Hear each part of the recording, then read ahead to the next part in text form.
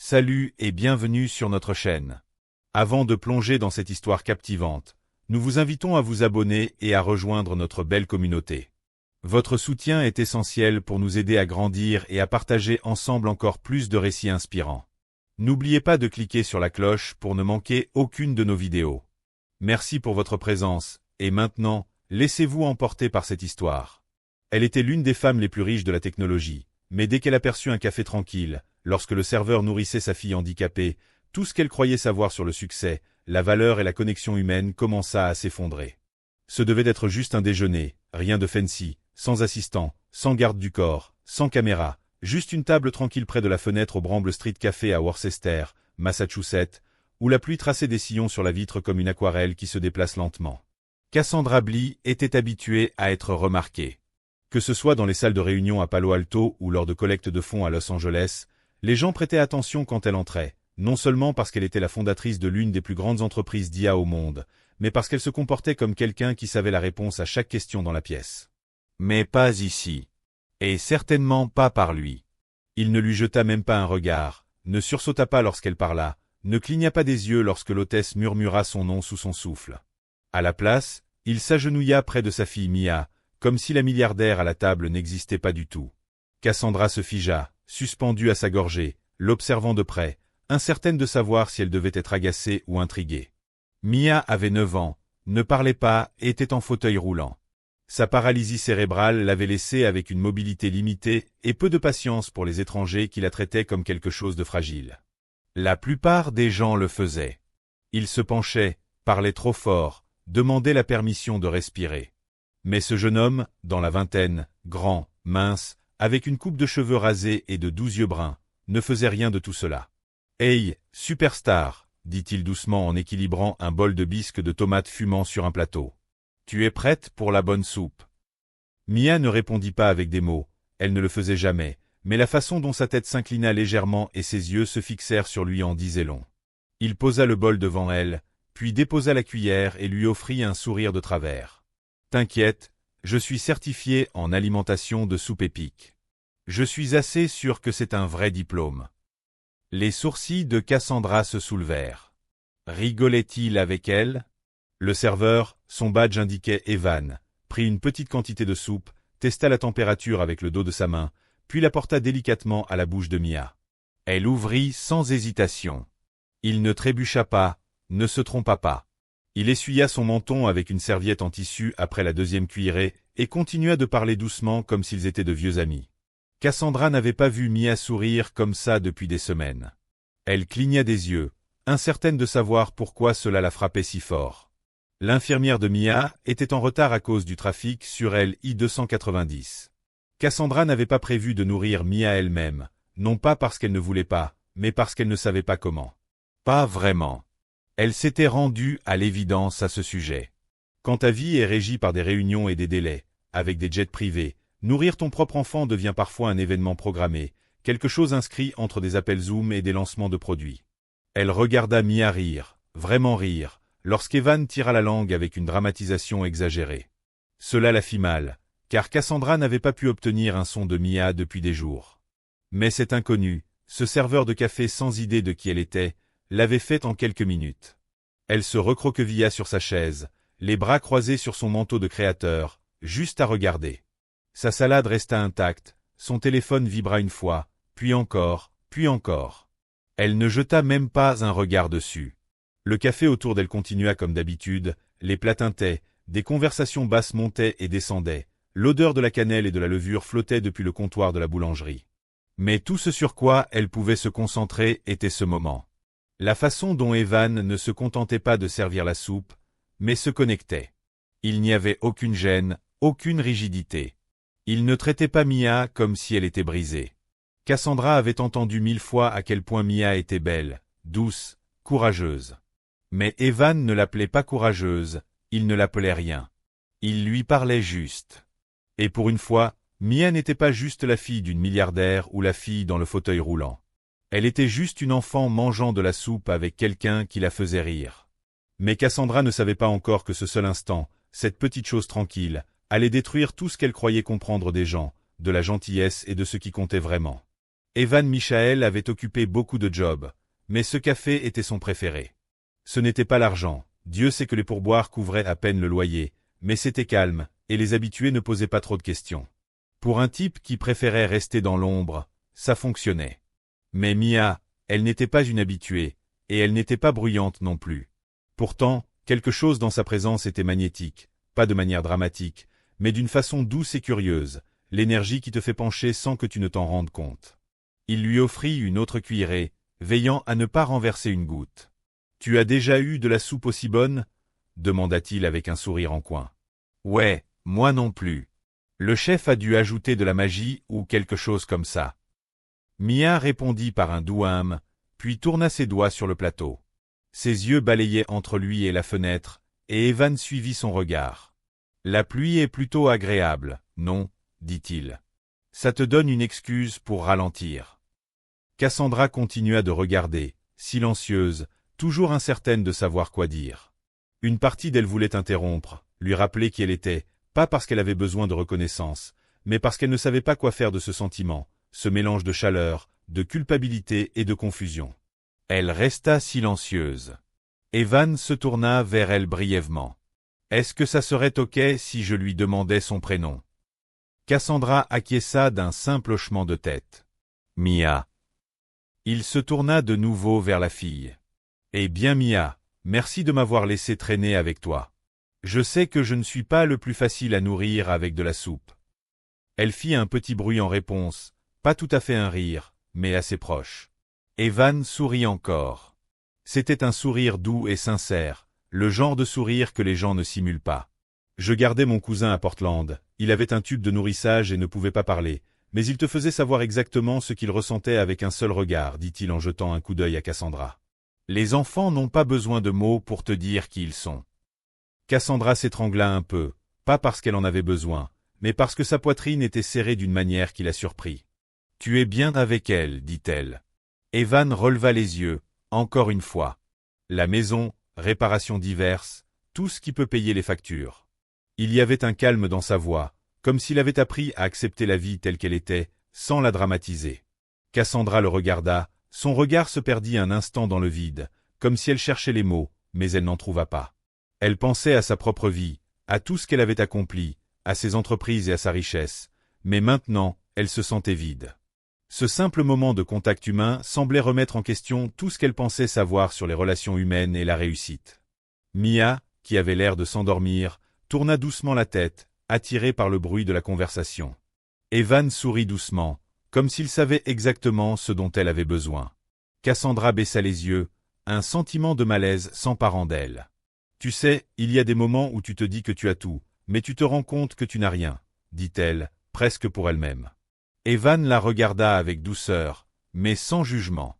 Il hocha la tête, puis se leva pour récupérer les assiettes vides. « Merci pour le déjeuner, » dit Cassandra, sa voix plus faible qu'elle ne l'aurait voulu. Evan sourit, sans prétention, et répondit « Pas de souci, c'était un plaisir. » Il tourna les talons, mais avant de partir, il se tourna une dernière fois vers elle. « Tu sais, je pense que Mia te voit vraiment, plus que n'importe qui d'autre. » Les mots de l'homme résonnèrent dans l'esprit de Cassandra. Il avait raison. Elle s'était tellement concentrée sur sa carrière, son image, son entreprise, qu'elle en avait presque oublié de regarder sa propre fille. Mais Mia, elle, avait vu quelque chose chez lui. Elle s'était amusée, elle avait ri. Ce n'était pas une question d'argent ou de statut. C'était juste un moment de pure humanité. Alors qu'Evan disparaissait derrière la porte, Cassandra se leva lentement. Elle regarda Mia, qui, malgré sa fatigue, souriait. Elle comprit alors que l'amour et la présence étaient des choses que l'argent ne pouvait pas acheter. Elle soupira profondément, un mélange de soulagement et de tristesse. Ce qu'elle venait de vivre était plus qu'un simple déjeuner. C'était une révélation. Bike pour un centre communautaire au bout de la rue. Je donnais un coup de main à un gamin pour qu'il réapprenne à rouler après son accident. Tu aides toujours les gens, dit-elle. Il haussait les épaules. Pas toujours, mais quand je peux. Ça ne coûte pas grand-chose de traiter les gens comme s'ils comptaient. Cassandra se pencha en avant, sincèrement curieuse. Est-ce que quelqu'un t'a déjà aidé comme ça? Ses yeux s'assombrirent un peu. Une fois, Ma mère. Elle disait que la façon dont tu traites les gens quand personne ne regarde, c'est la seule chose qui compte vraiment. J'ai mis du temps à comprendre ça, mais ça m'est resté. Cassandra sentit son téléphone vibrer dans son sac, mais elle l'ignora. « Je veux te proposer quelque chose, » dit-elle soudainement. Evan inclina la tête. « Un pourboire ?» Elle secoua la tête. « Un emploi dans mon entreprise. Tu travaillerais directement avec notre équipe de conception d'accessibilité. Nous développons des outils pour les personnes ayant des problèmes de mobilité et de parole, des gens comme Mia. » Son visage se figea. « Je suis sérieuse, » ajouta-t-elle. « Tu as clairement de l'intuition dans la façon dont tu interagis avec elle. C'est ce qui manque à toute mon équipe, la connexion réelle. » Evan resta silencieux un moment, puis se pencha en avant. « Pourquoi moi ?» demanda-t-il. « Il y a des milliers d'ingénieurs qui tueraient pour ce poste. » « Exactement, » répondit-elle. « Ce sont des ingénieurs. Toi, tu es autre chose. » Il ne sourit pas, ne hocha pas la tête, il la regarda simplement, ses doigts tapotant légèrement sur le bord de la table. « Je te remercie pour l'offre, » dit-il lentement. « Vraiment. Mais je vais devoir refuser. » Cassandra cligna des yeux, stupéfaite. « Pourquoi ?» Il regarda de nouveau Mia, puis parla d'une voix calme. « Parce que je pense que je n'ai pas ma place dans des bureaux. Et je ne veux pas devenir quelqu'un qui oublie ce que c'est que d'écouter, vraiment écouter. » Elle n'était pas habituée au rejet, surtout après avoir offert à quelqu'un une chance que la plupart des gens ne pourraient même pas rêver d'avoir. Mais là, il était là, la refusant doucement mais fermement.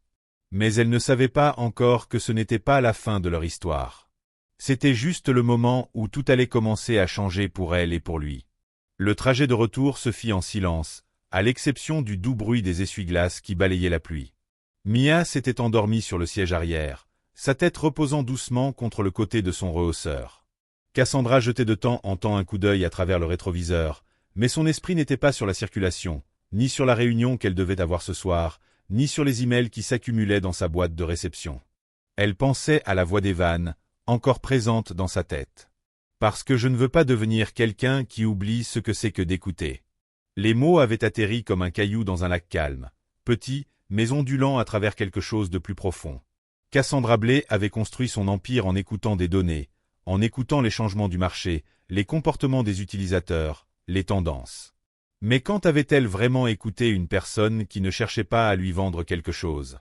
Elle pensa à appeler son assistante pour obtenir les coordonnées d'Evan, essayer à nouveau par un canal plus formel, mais quelque chose à ce sujet lui semblait mauvais. Comme si cela manquerait le point, comme si cela transformerait un moment honnête en une transaction. Elle attendit. 3 jours passèrent, puis 5.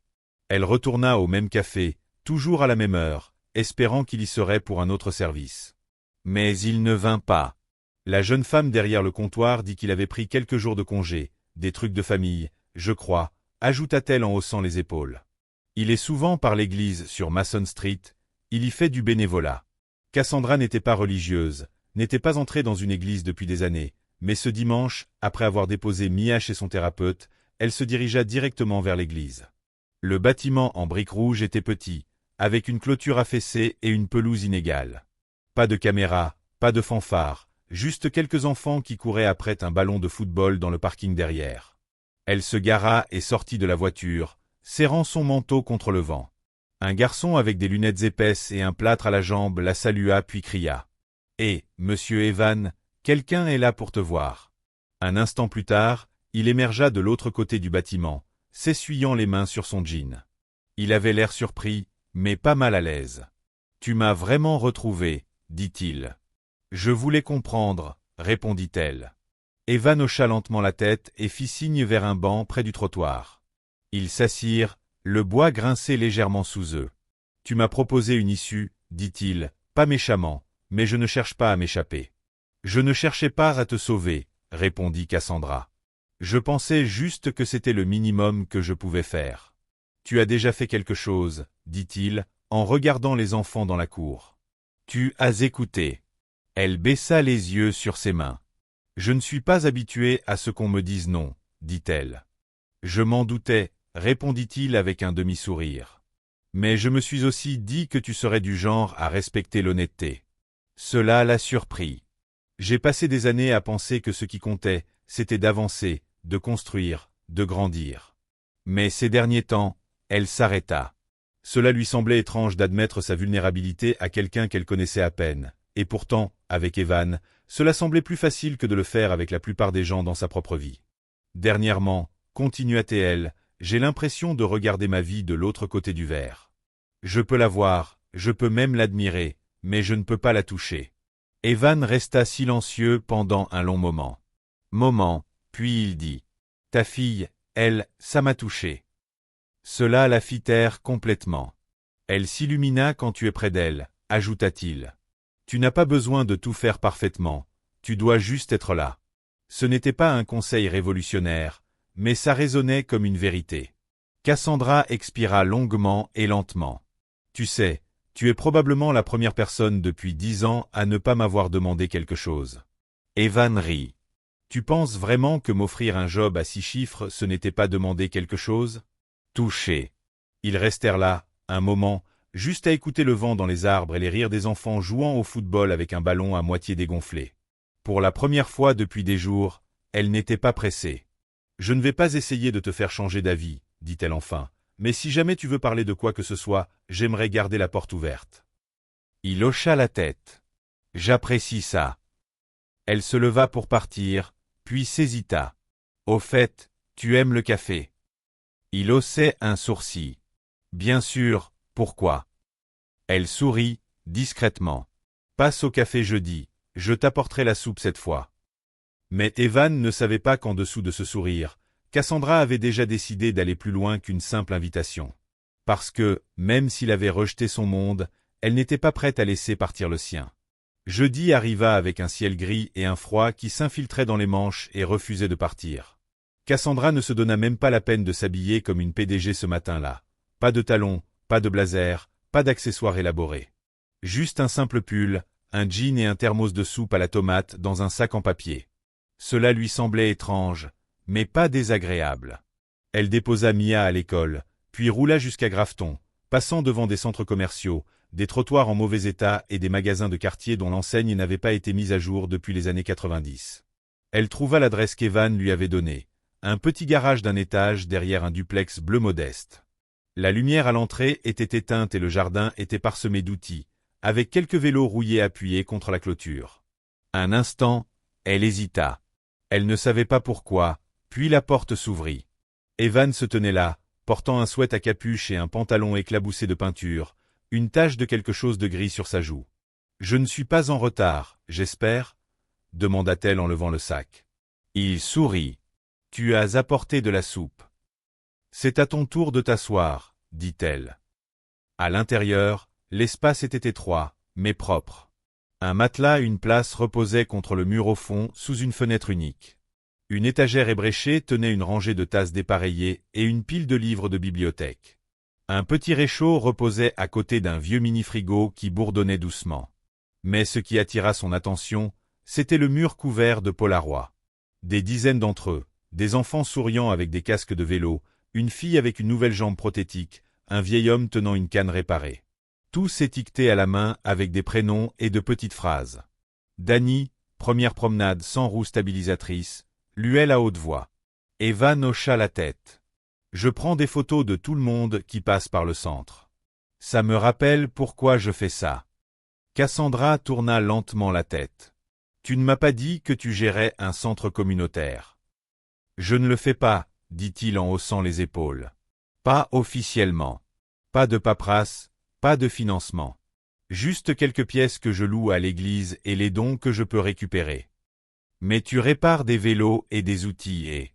Elle s'interrompit, jetant un regard à nouveau aux photos et aux gens. Et des gens, dit-il, pas avec arrogance, mais avec conviction tranquille.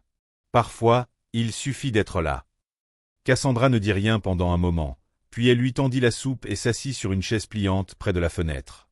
Tu sais, je pourrais financer tout ça en 10 minutes, n'est-ce pas? Dit-elle.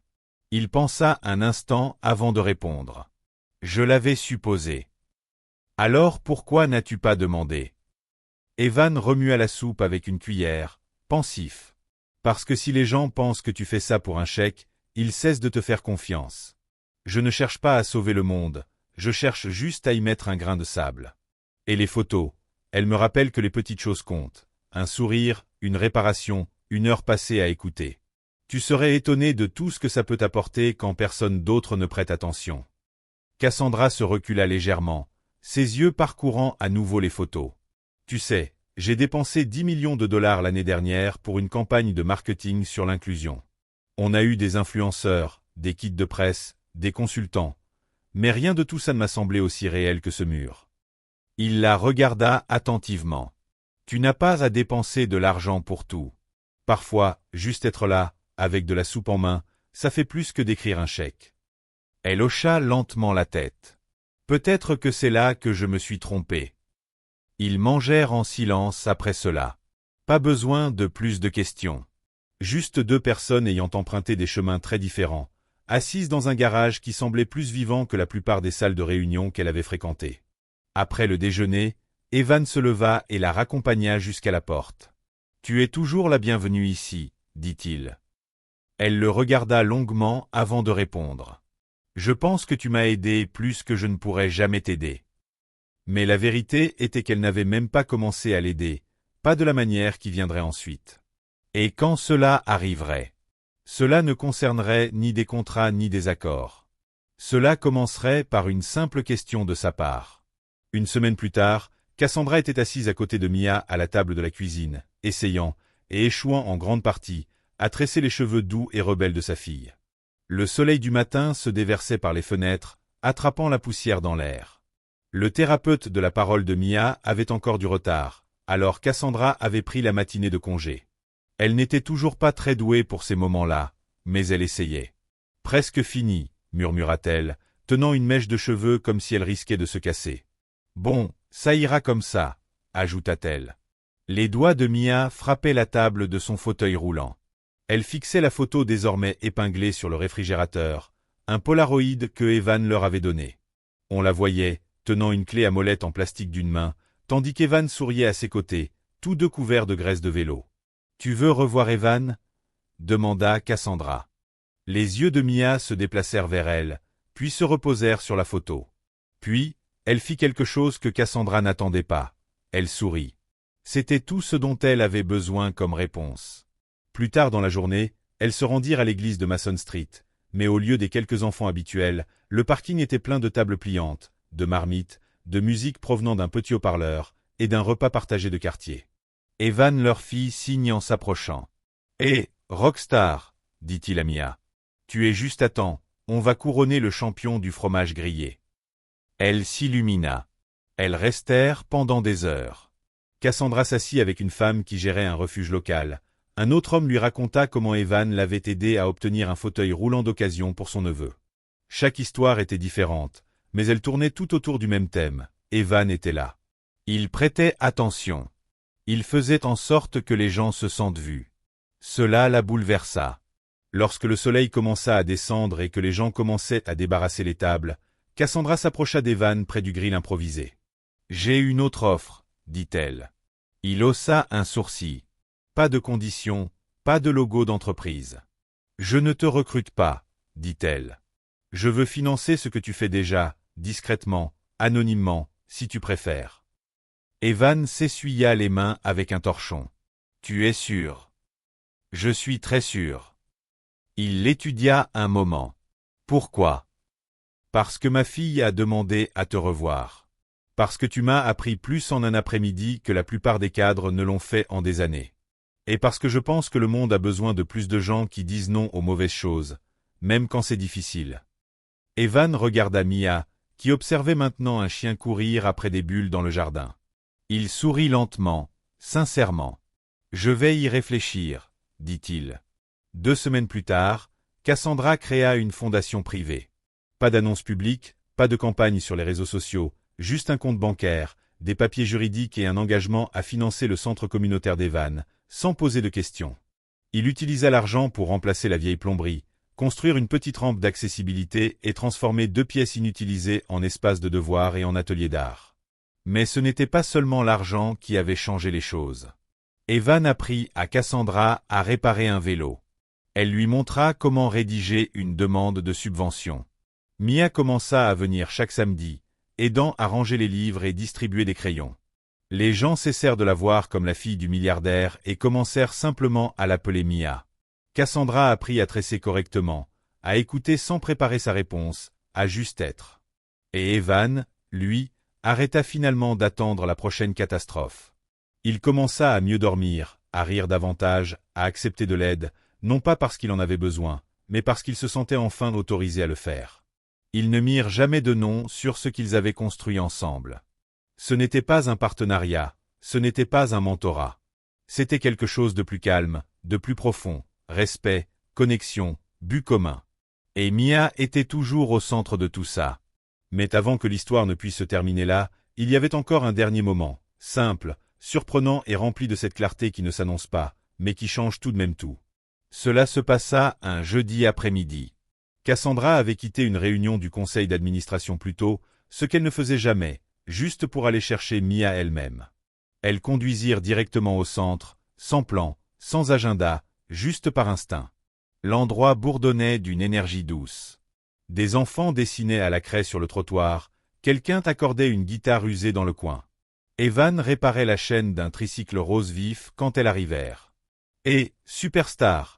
cria-t-il en s'essuyant les mains et en marchant vers elle. « Tu arrives juste à temps, on teste les lanceurs de guimauve aujourd'hui. » Mia fit un bruit de joie et tendit la main vers lui. Cassandra l'aida à sortir de la voiture, et ensemble, elles se dirigèrent vers le bord de l'action. Mais quelque chose n'allait pas. Les mains de Mia s'agitaient plus que d'habitude. Ses yeux n'arrivaient pas à se poser sur quoi que ce soit. « Tout allait bien ?» demanda doucement Evan. Cassandra s'agenouilla à côté de sa fille. Elle avait été plus silencieuse que d'habitude toute la semaine. Evan se baissa à côté d'elle. « Tu permets que j'essaie quelque chose ?» Il sortit une cuillère de sa poche arrière, une partie d'un projet sur lequel il travaillait pour aider un des enfants plus jeunes à améliorer sa force de préhension. Elle était légère, courbée, plus facile à prendre en main. Il la tendit à Mia. « Elle n'a peut-être pas faim, » murmura Cassandra doucement. Mais Evan ne lui donna pas à manger. Il lui tendit simplement la cuillère et se recula. Après une longue pause, Mia la priait. Pour la première fois, elle ne se contenta pas de la tenir. Elle la souleva, ses mains tremblaient, la cuillère penchait, mais elle apporta juste assez pour taper le genou d'Evan, laissant une trace invisible de soupe sur son jean. Il cligna des yeux. « Attends, » murmura-t-il. « C'était mon tour. » Mia éclata de rire, un bruit net et clair, bouillonnant de fierté. Cassandra se figea, la gorge serrée. Ce n'était pas juste le geste, c'était le symbole. L'enfant qui avait toujours été nourri, qui avait toujours attendu que les autres viennent à sa rencontre, venait de faire le premier pas. Et cela ne s'était pas produit dans une clinique ou une séance de thérapie. C'était arrivé ici, avec une cuillère modifiée et un gars en jeans éclaboussés de peinture. « Je ne l'avais jamais vu faire ça, » dit doucement Cassandra. Evan sourit. Elle avait juste besoin d'une raison pour essayer. Cassandra s'assit lentement à côté d'eux, ses genoux touchant le pavé, les yeux remplis de larmes avant qu'elle ne puisse s'en empêcher. Mia tourna à nouveau la cuillère, souriant. Pendant un instant, personne ne parla, ni les enfants, ni les bénévoles, juste le vent léger soufflant sur les bords de l'ancien bâtiment de l'église. Juste une mère, une fille et le serveur qui n'a jamais levé les yeux parce qu'il avait regardé dans la bonne direction tout ce temps. Cassandra prit la main de sa fille. « Tu as fait ça, » murmura-t-elle, mais il n'était pas clair à qui elle s'adressait, à Mia ou à Evan. Plus tard dans la soirée, après que le centre se soit vidé et que le soleil se soit couché derrière les arbres, Evan trouva Cassandra assise près des jardins derrière le bâtiment, tirant distraitement sur des brins d'herbe. « Merci, » dit-elle sans lever les yeux. « Je n'ai rien fait. »« Tu as écouté. Tu as fait de la place. C'est plus que ce que la plupart des gens font. » Evan s'assit à côté d'elle. « Je pensais que je devais être important, » avoua-t-elle. « Être utile, mériter ma place dans le monde. Mais en regardant Mia ce soir, en te regardant ces dernières semaines, je crois que j'ai mal mesuré tout ça. » Il hocha lentement la tête. C'est facile de confondre le bruit avec ce qui a du sens. Elle sourit légèrement, tristement. « Ouais. » Puis elle le regarda. « Et maintenant ?» Il haussa les épaules. « On continue d'être là. On continue d'écouter. Ça a toujours suffi. » Cassandra fouilla dans son manteau et en sortit une thermos.